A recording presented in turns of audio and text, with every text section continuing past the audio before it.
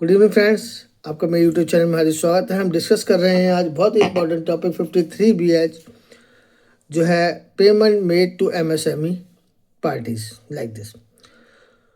एक अलर्ट है because 31 March आने वाला है और एवरी पार्टी जिसकी भी जो भी डील करती है किसी भी MSME पार्टी से, उसको ये कंप्लाई करना बहुत ज़रूरी है। तो एज पर जो है 43BH डेडलाइन जो है MSME एक्ट के हिसाब से ही हमें कंप्लायंस करनी होगी। तो MSME एक्ट के अकॉर्डिंग जो है payment must be made with in 15 days if there is no agreement between the parties. If there is an agreement between the parties, the payment must be made within maximum period of 45 days.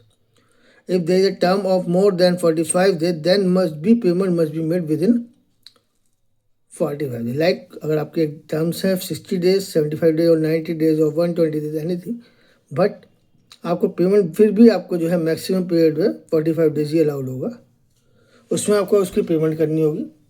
Second thing कि अगर आप इस compliance को fulfil नहीं करते हैं तो आपको MSME एक्ट के according 3 time of bank rate interest आपको पार्टी को देना होगा।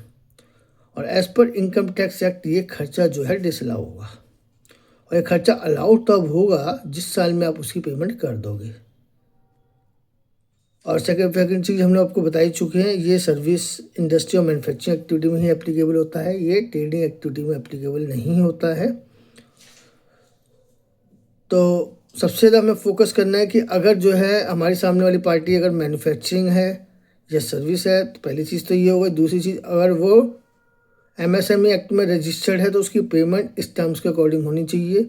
अगर इस टर्म्स के अकॉर्डिंग नहीं हो रही है तो हमारा जो है लायबल है दो चीज़ों के लिए। फर्स्ट, हमारे को एक्सपेंस अलाउड नहीं होगा। सेकंड, हमें जब भी उसको जो है बैंक रेट इंटरेस्ट के 3 टाइम्स उसको इंटरेस्ट देना पड़ेगा। तो आज का ये वीडियो यहीं एंड होता है। Thank you.